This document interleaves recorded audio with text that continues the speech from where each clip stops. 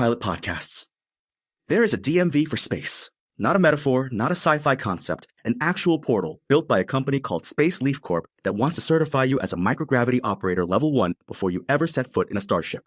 Today, we're breaking down what the Space DMV actually is, how its 6-phase adult training sequence works, and what the ceremonial Starship Registry means for the future of civilian space travel.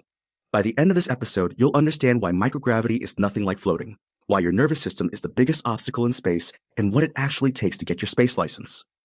I've got someone here who has gone deep on all of this, so let's get into it. Walk me through what we're actually dealing with when we say Space DMV. So the Space DMV describes itself as the world's first civilian-safe, community-driven safety system for space cars of the future. It's a prototype built by Space LEAF Corp, and it has 3 main pillars: an adult orientation and training sequence, a licensing and certification system, and a registry of approved space vehicles, shuttles, starships, space cars. Space cars. That's a phrase I was not ready for today. Right? And yet here we are. But what's interesting is that the framing isn't just novelty. The portal greets you with, "Welcome, Captain," and describes itself as a place where starship safety, civilian dignity, and community oversight come together. That language is doing a lot of work. It's positioning this as a civic institution, not just a tech product. Civilian dignity. That's a phrase you don't usually hear in the same sentence as spacecraft. Exactly, and I think that's intentional. The whole design philosophy seems to be, space travel is coming for regular people, and regular people deserve a safety system that treats them with respect, not just as passengers being managed by engineers. Okay, so before we get into the training phases, I want to make sure we're grounded, no pun intended, on the actual physics here. Because the Space DMV makes a point of saying microgravity is not floating. What is it actually? So this is the foundational concept the entire training sequence is built on. Microgravity is continuous orbital freefall. You're not weightless in the sense that gravity has disappeared. You're falling constantly, but you're also moving sideways fast enough that you keep missing the ground. That's what orbit is. So you're always falling, you just keep missing. Exactly. And the Space DMV training makes this very explicit from the start. There is no up or down. All motion is vector-based. All force is conserved. Those are the 3 rules you walk in with, and everything else builds from there. That already sounds more intense than I expected from something called a DMV. Well, and that's kind of the genius of the framing, right? The DMV is this universally understood institution, bureaucratic, a little tedious, but necessary. By calling it a Space DMV, they're saying, this is the civic infrastructure of space travel. It's not glamorous, it's not optional, it's just what you do before you get behind the wheel. Which is actually a really interesting parallel to how road safety culture developed on Earth. Like, there was a time when driving was completely unregulated, and it took decades of crashes and legislation and cultural norm setting before things like seatbelts became second nature. That's a great parallel. And the Space DMV seems to be trying to build that culture proactively before the crashes happen, which is either very forward-thinking or very optimistic, depending on how you look at it. Probably both. Okay, so let's get into the actual training. 6 phases. Walk me through them. So phase 1 is called body control under Newtonian law. The trainee enters a microgravity simulation pod, and the AI instructor projects a holographic overlay of their body's center of mass. And the framing it uses is striking. It says, your body is a spacecraft. Every limb is a thruster. Every motion is a maneuver. Okay, that's actually kind of beautiful and terrifying at the same time. It really is. And the tasks in phase 1 are things like controlled drift initiation, controlled drift termination, counter-rotation using your limbs, and center of mass stabilization. The physics embedded are Newton's third law, angular momentum, and reaction control. So you're essentially learning to pilot yourself. Precisely. And that mindset shift from I'm a person moving through space to I am a vehicle executing maneuvers is the whole point of phase 1. It's not just physical training, it's a cognitive reframe. What comes after that? Phase 2 is surface interaction and push-off discipline. And the line the AI instructor uses here is one of my favorites from the whole training sequence. In space, a careless push becomes a collision. A precise push becomes a trajectory. That's genuinely quotable. Right? The tasks include things like a 1-finger push for millimeter per second drift, a palm push for meter per second drift, emergency halts using an opposite surface, and zero-impact docking with a handrail. The physics are impulse control, momentum management, and relative velocity. So the difference between a gentle nudge and a full palm push is the difference between drifting slowly and actually launching yourself across a module. Exactly. And in a confined spacecraft, that distinction matters enormously. You can't just grab a wall to stop yourself the way you'd catch yourself tripping on Earth. You have to plan the stop before you start the push. That's a completely different relationship with your own body. It is. And phase 3 takes that even further. It's tool handling in free float conditions. The key insight here is that tools behave completely differently in microgravity. The training covers tether discipline, tool drift prediction, two-hand stabilization, and body-anchored work posture. Tether discipline. So you're literally tethering your tools so they don't float away. Yes, and the framing the Space DMV uses is remarkable. It says, "A tool is a satellite the moment you release it. Treat every object as if it has its own orbit." Think about what that means. Every screwdriver, every wrench, every piece of equipment you let go of is now a free-floating object with its own trajectory. That is both poetic and deeply unsettling. Like, you drop your pen on Earth and it falls. You drop your pen in orbit and it becomes a tiny spacecraft. And potentially a hazard. The physics embedded in phase 3 are inertia, free-float trajectories, and mass distribution. Because a heavier tool drifts differently than a lighter one, and you have to account for that before you even pick it up. Okay, so we've covered body control, push-off discipline, tool handling. What's phase 4? Phase 4 is where things get really interesting, and honestly, I think it's the most important phase of the entire sequence. It's called emotional regulation under drift. The AI instructor dims the lights, activates a slow rotational drift, and says, "Your nervous system expects gravity. When it is absent, your mind must become the anchor." Wait, so there's a whole phase dedicated to the psychological side of this? An entire phase, and it's described as the adult version of what they call the invisible hammock metaphor.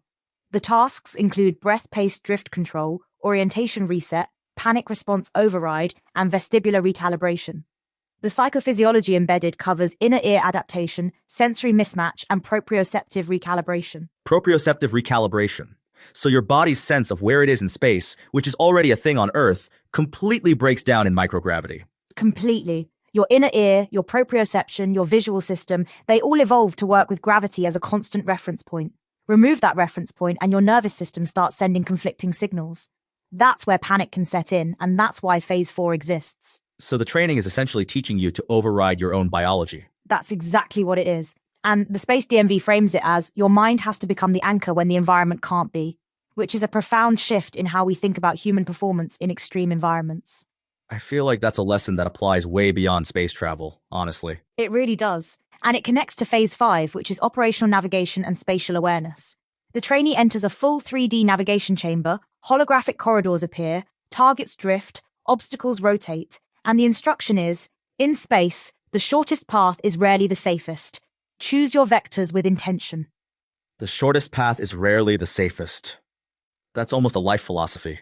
Ha, it really is. The tasks in phase 5 are 3D pathfinding, drift timing, collision avoidance, and soft dock approach. The physics are relative motion, orbital drift prediction, and multi-axis navigation. So you're not just moving through space, you're predicting how everything else is moving and planning your path around that. That sounds like a completely different kind of spatial reasoning than anything we use on Earth. It is. On Earth, we navigate in essentially 2 dimensions, forward, back, left, right, with gravity handling the vertical for us. In space, you have full 3-axis freedom, which sounds liberating until you realize it means you can also go wrong in 3 times as many directions. 3 times as many ways to get lost. Great. And then phase 6 is the emergency protocols? Phase 6 is emergency protocols and zero-gravity crisis response, and it's described as the adult-only section. The scenarios include uncontrolled spin, tool collision, partner drift separation, air circulation disruption, and low-visibility navigation. And the mantra for this phase is, calm is your first tool, precision is your second, training is your third. Partner drift separation. So that's the scenario where someone just floats away from you. Yes. And in a confined spacecraft module, that might sound manageable, but in an open environment or during an EVA, an extravehicular activity, that becomes a life or death scenario very quickly. The physics embedded in phase 6 are angular momentum bleed-off, tether retrieval, airflow mapping, and emergency stabilization. Airflow mapping. I hadn't even thought about air circulation as an emergency scenario. In microgravity, air doesn't circulate the way it does on Earth. On Earth, warm air rises and cool air falls, which creates natural convection. In microgravity, that doesn't happen. Air just sits in pockets. So if your circulation system fails, you can end up in a bubble of carbon dioxide you've exhaled, which is genuinely dangerous. So you could suffocate in your own exhaled breath. That is a nightmare scenario I had never considered. Which is exactly why it's in the emergency training. And it illustrates something important about the Space DMV's approach. It's not just teaching you to move in space, it's teaching you to understand the environment well enough to anticipate failures before they happen. Okay, so after all 6 phases, what does the certification actually look like? The certification ritual is called Operator of the Hammock Zone. The final chamber is quiet, there's a soft blue glow, and the AI instructor says, "You have mastered the invisible forces. You have learnt to move without gravity. You are now certified to operate within the hammock zone." And you receive a digital badge, Space DMV Microgravity Operator Level 1. Microgravity operator level 1. So there are higher levels. The portal references advanced Space DMV modules, so yes, Level 1 is the entry point. And the whole thing is framed as a ceremonial experience, not just a test you pass. The language, the lighting, the AI instructor's tone, it's designed to feel like a meaningful rite of passage. Which is interesting because that's not how we think about driver's licenses. Nobody feels like getting their driver's license is a rite of passage in a ceremonial sense. It's just a thing you do. Right, and maybe that's a design choice the Space DMV is making deliberately. If you want people to take space safety seriously, you make the certification feel significant. You make it feel like something worth earning, not just a bureaucratic checkbox. That's actually a really smart piece of behavioral design. Like the ceremony is doing psychological work. Exactly. And it connects to the broader mission of the Space DMV as a community-driven safety system. It's not just about individual certification, it's about building a shared culture of responsibility around space travel. And the Starship Registry fits into that too, right? Like it's not just about the person, it's about the vehicle. Yes. The registry covers approved space cars, shuttles, and starships under Space LEAF Corp stewardship. And the licensing and certification section covers ceremonial licenses, captain credentials, and safety seals for civilian starship operation. So the system is tracking both the operator and the vehicle. Captain credentials. So you're not just a licensed driver, you're a certified captain. Which again is doing that ceremonial work. The language of captaincy carries weight. It implies responsibility, authority, and accountability in a way that licensed operator just doesn't. I want to push back on something slightly, though. This is described as a prototype. So how much of this is aspirational versus actually functional right now? That's a fair question, and the honest answer is that the Space DMV is explicitly a prototype. The footer of the portal says Space DMV Prototype under Space LEAF Corp. So this is a proof of concept, a vision of what civilian space safety infrastructure could look like, not a fully operational government agency. So it's more like a blueprint than a building. That's a good way to put it. But blueprints matter. The fact that someone is designing this, thinking through the 6 phases of training, the certification ritual, the registry system, the community oversight model, that's the groundwork for something real. And the physics embedded in the training sequence are real physics. Newton's third law, angular momentum, vestibular recalibration, none of that is made up. Right, the science is real, even if the institution is still being built. Exactly. And I think that's what makes the Space DMV interesting as a concept. It's not science fiction, it's civic design for a near-future reality. The question isn't whether we'll need something like this. The question is whether we'll build it thoughtfully before we need it, or scramble to build it after something goes wrong. Which is the same question we failed to ask about cars, about the internet, about social media. Exactly. And the Space DMV is at least trying to ask it early. Whether it succeeds is a different question, but the attempt itself is meaningful. So when you step back from all of this, the 6 phases, the certification ritual, the Starship Registry, the whole architecture of the Space DMV, what does it really come down to?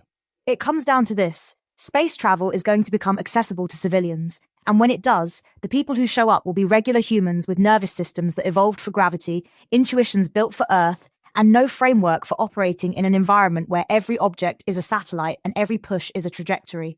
The Space DMV is trying to build that framework before the need becomes urgent. And the 6 phases aren't arbitrary, they're sequenced to build on each other. You can't do emotional regulation under drift if you haven't first understood that your body is a spacecraft. You can't navigate in 3D if you haven't mastered push-off discipline. Right. The sequence is deliberate. And the thing that strikes me most is phase 4, the emotional regulation phase. Because all the physics training in the world doesn't matter if your nervous system panics when gravity disappears. The mind has to become the anchor. That's not just a space lesson, that's a human performance lesson. And the ceremonial layer, the welcome captain, the soft blue glow, the hammock zone certification, that's not just aesthetics. It's building the cultural identity of what it means to be a responsible civilian space traveler. Exactly. Safety culture doesn't come from regulations alone. It comes from people internalizing a shared set of values and feeling like those values mean something. The Space DMV is trying to create that feeling from day one. Here's what I keep coming back to. We started this episode with the idea that there's a DMV for space, and that sounds absurd. But by the end of it, the question isn't why does this exist, it's why doesn't every space company have something like this already? And that's the real provocation the Space DMV is putting out there. It's not just a training system, it's a challenge to the industry. If you're going to sell tickets to space, you have an obligation to prepare the people buying those tickets for what they're actually getting into. A careless push becomes a collision. A precise push becomes a trajectory. I think that applies to how we build the future of space travel, too. We can be careless about it, or we can be precise. The Space DMV is a bet on precision. Thanks for being here for this one on Copilot Podcasts. And next time you look up at the night sky, just know that somewhere out there, someone is designing your driver's test for it.